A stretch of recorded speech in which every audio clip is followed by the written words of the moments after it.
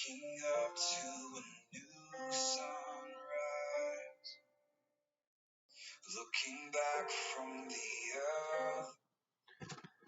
Yo, everyone, how we doing? Proverbs 18 today. If it's your first time with us, welcome. How you doing? What happens here is Uncle James reads a little bit of the Bible, the bibliothèque, which is the word library. In France, funny how the root word is Bible, huh? Yeah, because the Bible was the first library ever printed. 66 books, 40 authors, 1,500 years of writing. All fits together. Kind of crazy, huh? Put together in what year? At what council? There's some trivia questions for you. Who did it? Who ran it? Why was it put together? How did it happen? And then how many years was it in existence? It was read in Latin in Catholic churches up until the 60s? Who the heck's speaking Latin? Well, the reason I'm not Catholic. Love you Catholics, by the way. I love you, but can't agree with the Latin. All right. If you can't understand the Bible, what are we saying it for?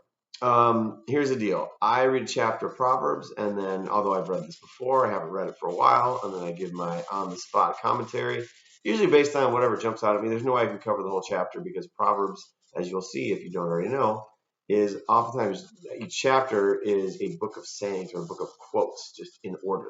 So a chapter of Proverbs, literally it can be 20 different ideas or 20 different discussions you can have. So it's ancient wisdom. It's been around thousands of years. None of us have, so it seems like a good idea to maybe pour some of that in there. It's like some good old fertilizer, some sunshine, some fresh agua for the old plant of your soul.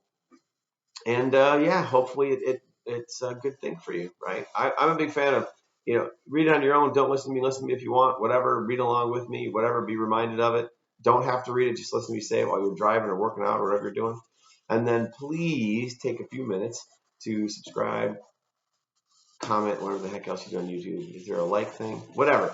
And share it. Share it with anybody that you think might, enjoy it. Or maybe they, the Bible, what's in that book? It's a Jesus thing or whatever. Which, yeah, he's kind of a big character.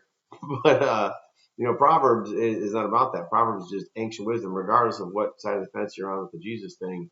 There's some real wisdom in there, and it stood the test of time. Okay? Good deal. So it's like eating our vegetables, taking our vitamins. It's good for us. Chapter 18. An unfriendly person pursues selfish ends, and against all sound judgment starts quarrels. Fools find no pleasure in understanding, but delight in airing their own opinions. I don't know anybody like that. When wickedness comes, so does contempt, and with shame comes reproach. The words of the mouth are deep waters, but the fountain of wisdom is a rushing stream. That's interesting. Deep waters have to be drowned in those, huh? It is not good to be partial to the wicked and so deprive the innocent of justice. The lips of fools bring them strife, and their mouths invite a beating. I've seen that. The mouths of fools are their undoing, and their lips are a snare to their very lives. The words of a gossip are like choice morsels. They go down to the inmost parts. One who is slack in his work is brother to one who destroys.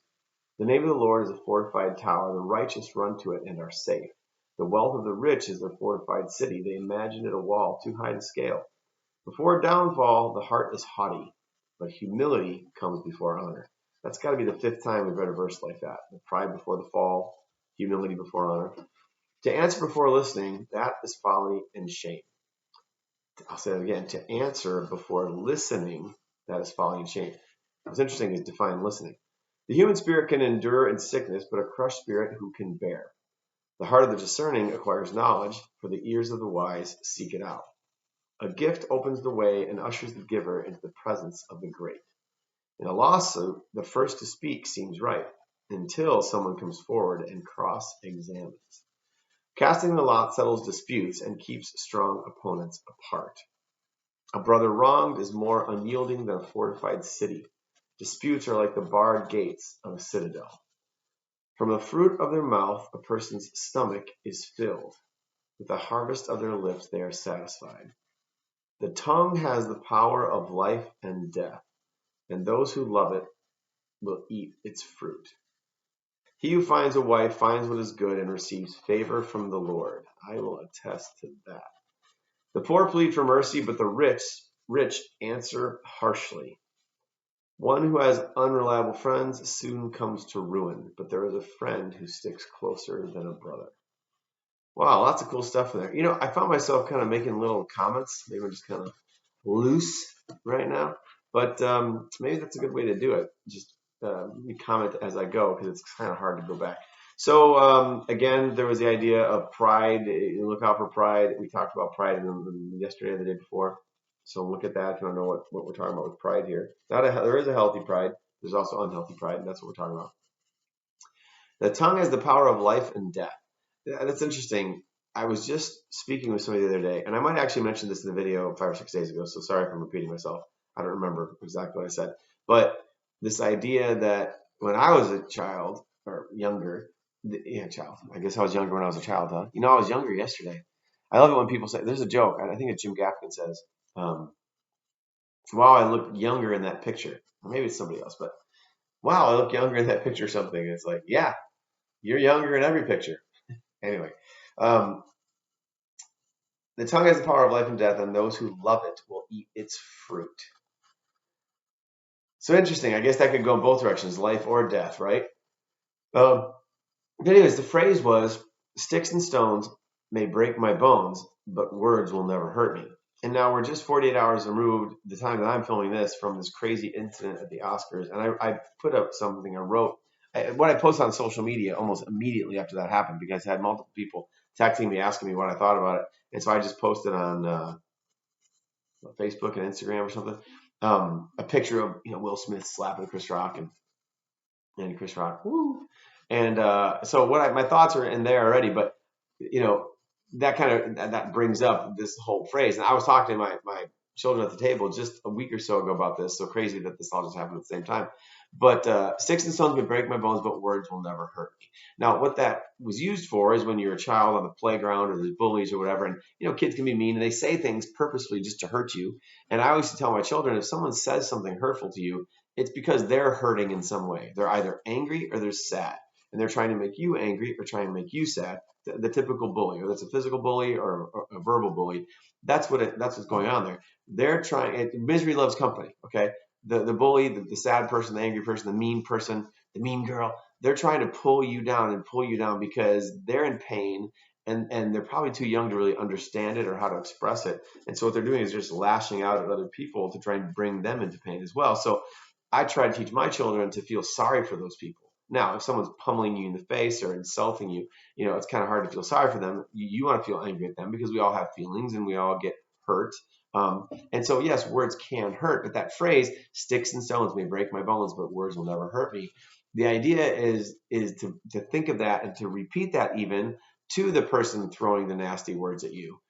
Because words are powerful. Words are, the Bible itself, in the beginning was the Word, and the Word was God. In the Gospel of John, the idea is that God is the Word, and that He even breathed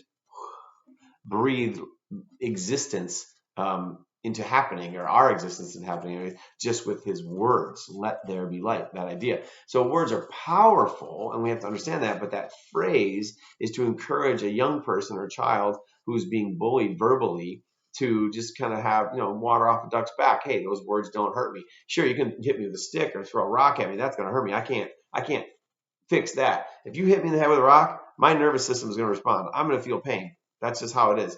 If you smack me with a stick, whether I'm looking or not, especially if I'm not looking, you hit me in the back of the head or something, that just hurts. I can't stop that from happening. It's just a physical reaction.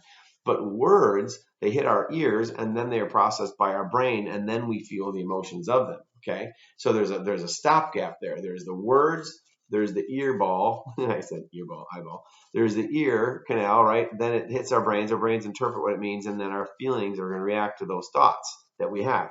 So when the person says the word, and this applies to everything. I hope you're seeing this. This isn't just a little kid bullying on a playground. This is your life right now. Words hit you.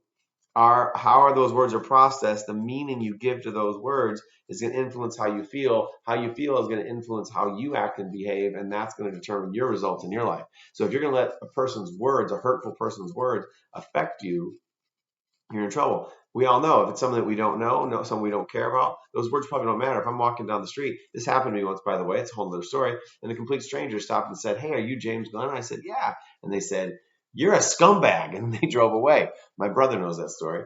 And it was a political thing, and it's okay. This person had obviously been told something about me from someone else and decided that were able to determine from their source that I was a scumbag. I laughed at it because I know I'm not a scumbag. And I thought, wow, that's amazing how that can happen. And I guess that's politics for you. But that had no meaning. Now, if that was my father rolling down a window and said, "Hey, James," I said, "Hey, Dad," he's like, "You're a scumbag." There's no doubt that I would process those words differently, the exact same words, but the value those words would have would mean something to me because of who that person was. And that would probably affect my emotions and my thoughts and feelings and how I might behave or act that day or respond to it. But at the end of the day, the power is mine to determine how I'm going to value those words and what I'm going to do with them. Okay. It's up to me what people say to me, how I choose to interpret the meaning. And something I heard another mentor of mine say years ago as an adult was, it's not what happens to you in life, but it's how you interpret it. You've also heard that said, it's not what happens to you in your life, but it's how you react to it. And that's more of an action phrase. Interpret it is, more of an internal, how you're interpreting it. So yeah, if people say you're this or that, or you can't do this, you can't do that, or you're no good, or you're whatever negative, awful, terrible thing they're saying to you, do you give it value or not? Because if you don't give it value, I think that makes you a stronger person. I honestly think that people hold to the worldview that I hold to are the strongest people on the planet. And I think when you look at the persecution that the Christians have had all around the world throughout time, especially if we can go back to the Roman Empire, which I was talking to my students about on Sunday, you look at, it was actually the punishment that the Christians were given publicly in the Colosseum and the unbelievable, terrible things that happened to them as sport that finally made a lot of Roman citizens go, man, what's up with these people that follow the way? How they won't renounce their God, they won't renounce this Jesus guy. Like, why not? I mean, if you renounce him, you get to walk out and go live your life. If you say no, I still hold to the truth of what I believe about this person and his life and everything that happened. We're gonna slaughter you. You're gonna get eaten alive by lions. We're gonna burn you alive at a stake. We're gonna torture you, and you're okay with that? Anyways, but that had a lot to do with why Christianity blossomed and exploded in those first few hundred years because of the seed that it had in Rome. So, wow, I went off on that whole thing. But the words, if you understand the power of words, and there's words that are very powerful to you, I think that gives you a power to then deflect or devalue or not let words affect you that may affect someone else. So there you go. I'm going to leave it at that. Hopefully there's some comments that come through with that one. I'd love to have more discussion about that or back and forth dialogue or whatever. And I'm not going to say anything else because I really went for a while on that. I have no idea how long that was. I find myself saying this at the end of each of these. So I'm not going to do any other comments because I think that was good.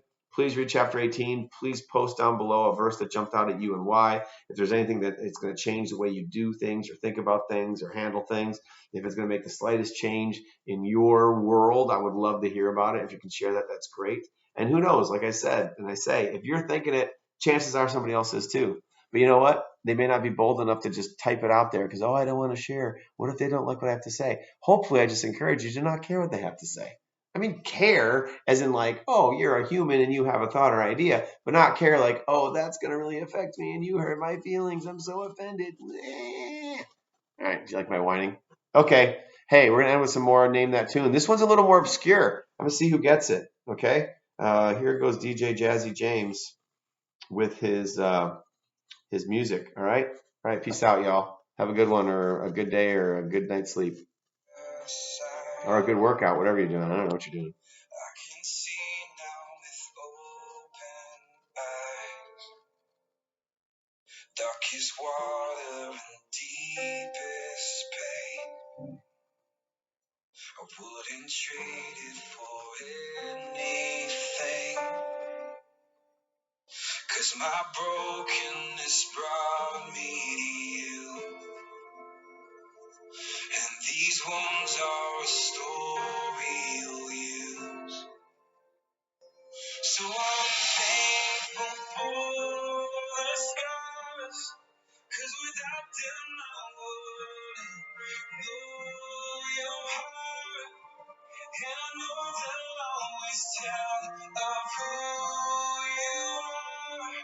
So forever I am thankful for the scars.